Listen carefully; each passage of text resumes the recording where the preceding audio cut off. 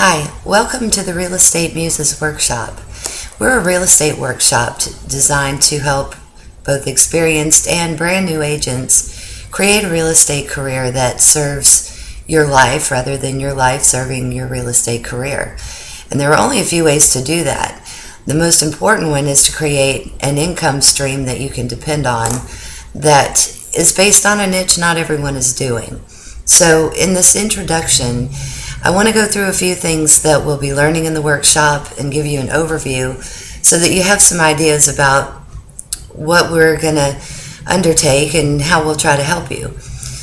So the first thing I want to talk about is the statistics about real estate agents. This really surprised me because I've been doing this for about 2.5 years. And during the first year, I made $6,000. I was terrified, I was broke, I was living on credit cards.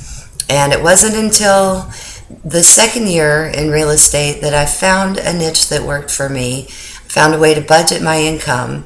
I found a way to create an ongoing stream of income.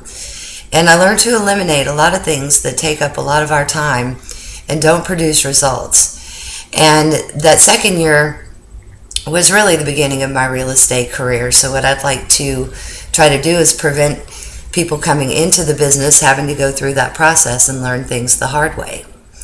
One of the most important things to understand is that you work for yourself. When you come into this business, many of us come into it thinking that there will be some kind of path laid for us, that when you go to work for a broker, there will be a program in place that will help you get started, and at many brokerages there are. But they are usually designed to serve the traditional model of real estate, and that traditional model of real estate does not serve realtors. So when I look at the statistics that are available about our industry, it really sheds light on how most of us turn out. We get into this thinking that if we can only build our business, gain enough clients, and learn the process of selling real estate, that will eventually be successful just through sheer numbers. And what happens is that the struggle to acquire those numbers leads to financial problems and a lot of delays in getting going. And eventually, when you do become successful, you find that your career runs your life. You'll work every weekend, you'll work evenings, and you'll find that your quality of life to make a six-figure income in this business is probably not worth the effort that you're putting into it. And 6 figures is 6 figures. You can't do that just anywhere. So that's why I'm excited about being in real estate. But I also feel like the average agent is not doing that well. When I was reading through some statistics, these are some things that I pulled off the internet from Inman Daily, and it was a report. Their numbers were generated by NAR, the National Association of Realtors. And this is scary. This is probably enough to have made me change my mind about getting into real estate if I had read it 2.5 years ago. It says the top earning real estate agents, those who take in $100,000 or more per year, tend to work more hours. I'm okay with that. I've been in business before for myself and really not afraid to work too many hours. It also says that they close more transactions, they favor Apple devices, they spend more on marketing and technology, they have higher commission splits, and they update their websites and social media accounts more often than agents earning $30,000 to $50,000. All that makes sense, and I'm not opposed to any of that if that is the method that you're using. However, none of that is true for me. So I would like to caution you against looking at general figures and general publications and ideas about what we do, and learn to really create a world where you don't look to the left and you don't look to the right. You look right into your own business and you create it the way you want it. That's why we named it the Muses Workshop. The Muses are, in Greek mythology and ancient literature, the goddesses of inspiration. And I feel that my career is an inspired choice. I feel like everything I do in my career enhances my life. I don't work weekends. I rarely work evenings. And I will say that with 40 ongoing clients in property management and 40 tenants at any given time. Usually a dozen sellers that I'm working with on the books at any given time. I do not have any unhappy customers. There's not one of them that wouldn't tell you that I work hard for them every day. So it has nothing to do with the number of hours you put in or the amount of effort that's going into your real estate career. What it has to do with is whether the time you spend generates results. And the sad thing is that most agents, here are some other numbers, that the median gross income of a realtor in 2010 was $34,100. 17% report incomes of $100,000 or more. Now here's where it gets really harsh. It says half of the middle income agents with transaction sizes under $250,000 compared to nearly a third of high income agents had an average transaction size of $450,000. That's one of the keys right there. When you spend your time, it makes sense to focus your time on properties that are going to pay a higher commission. You will spend the same amount of time working on a small transaction that you will on a large one. The processes are the same, but you won't yield the same amount of money. So that's one of the things we're going to talk about. Time management is incredibly important. And giving your time and effort to things that don't pay well doesn't make sense for your career, and it doesn't give you the time that you need to focus on those bigger projects. So one of the things we're going to talk about is the size of your transactions. To me, the most important thing when you're a new agent is to have a little stability. And that's the scary part of it. We're on commission, there are no guarantees, and we don't have any sort of salary. For a lot of people coming in from other industries or other jobs, it's something they've never experienced before. So what we've got to try to do is find a way to create a budgetable income that will pay you month in and month out. And it may not completely cover everything you need to make, but it will form the basis of allowing you to pay your basic expenses so that when your commissions come in, you can actually use that money to get ahead and live well and enjoy the things in your life that made you want to be a real estate agent to begin with.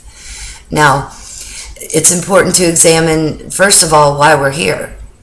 People don't just wake up one morning and decide that they want to be a real estate agent. Most of us were led to it because perhaps it's the freedom of choice and the freedom of hours, creating your own schedule, that caused you to want to be a real estate agent.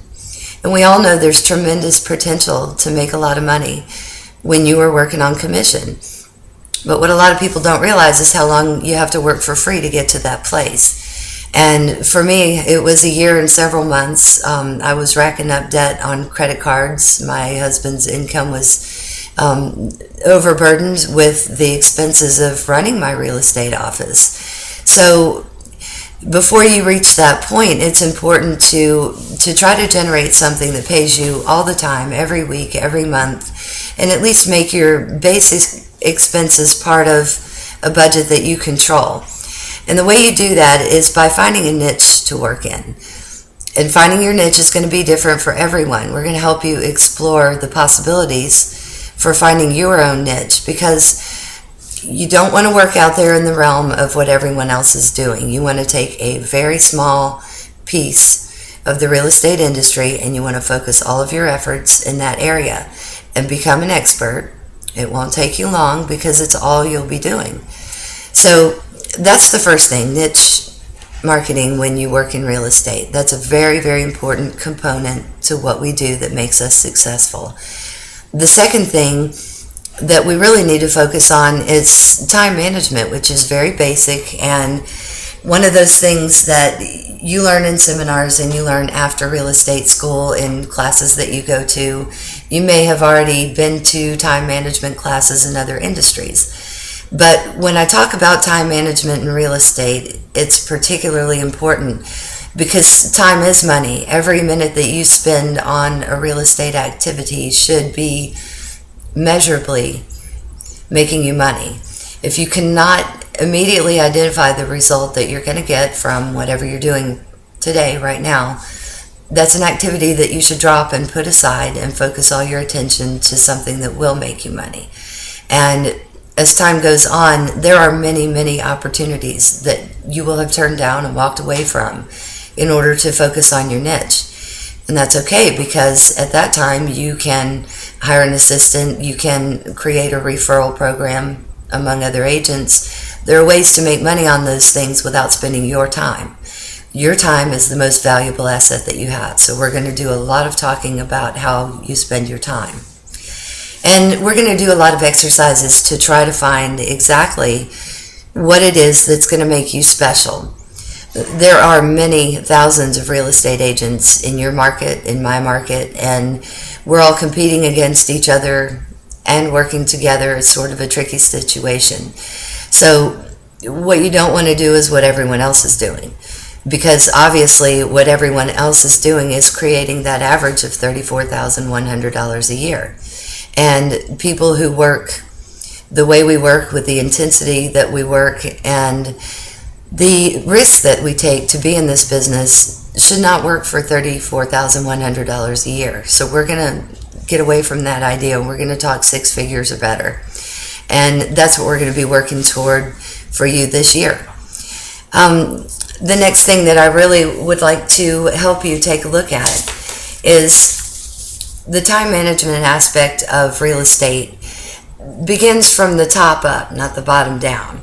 You don't create your real estate business and then try to organize it into pockets of time. You have to begin with an ideal schedule or layout of how you wish you could spend your time.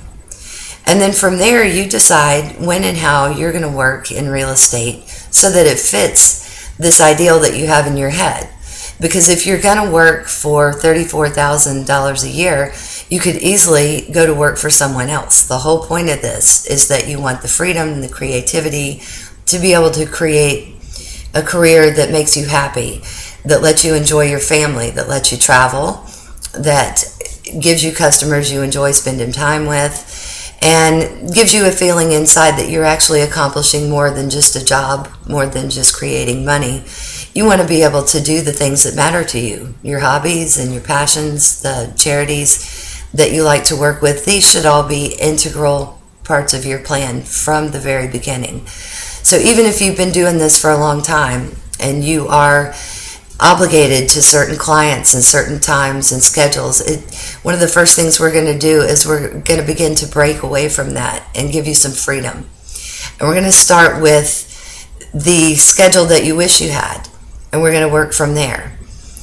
That is probably one of the most valuable things that I learned in real estate school, because as you know, we didn't learn a lot in real estate school except for land transactions and how to measure things. It's not until you get out that you begin to actually learn the business. And so surprisingly, one of the most important things I learned was actually from a real estate broker who hosts our school. And he said, start with this every January. Make your calendar for the year and begin with your vacation time. When are you going to take your vacation and where are you going to go? And you block off those dates. They are not available for work.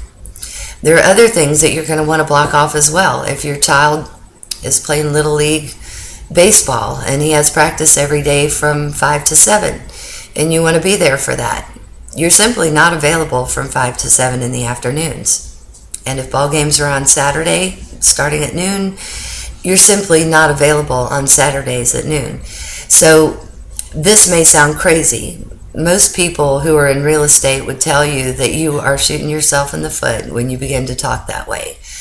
But that's not necessarily so. That's if you're doing what they're doing. If you're at the beck and call of your customers because you are one of thousands of agents competing for their business. Those things are true. You can't take Saturday off, and you cannot be unavailable between 5 and 7 on weekdays. However, if you become an expert in your niche, and you create an income that you can count on each month, then you do have the luxury of telling people when you are and are not available, because you are the only one who knows how to do what you do. And that's not to say that there won't be times when you make exceptions to those guidelines and rules. There are definitely times when it's worth it to go out of your way to do something to generate new business or to nail down just the right client. But what I'm telling you as an overall idea is that your life comes first and you design your career around the rest. So what I'd like to suggest to you is that you visit our website and take the lessons, not necessarily in order, but you can start with the introductory lessons, the worksheets that we have about creating this place for yourself in real estate where no one else is going to be able to compete with you. That's primary. So let's get started with those ideas, and then as you follow the program, you can go from seminar to seminar in your own order as you please. Go to our website, www.realestatemusesworkshop.com. That's www.realestatemusesworkshop.com. And you'll see worksheets on the right-hand side of the page that you can download, print out, and come back tomorrow, check the next lesson, and let's dig into it a little bit. I just wanted to give you an overview of the mindset here, and I think you'll find it very different than what you've encountered before, and I hope that it's as helpful to you as it has been to me. Thank you. Good luck.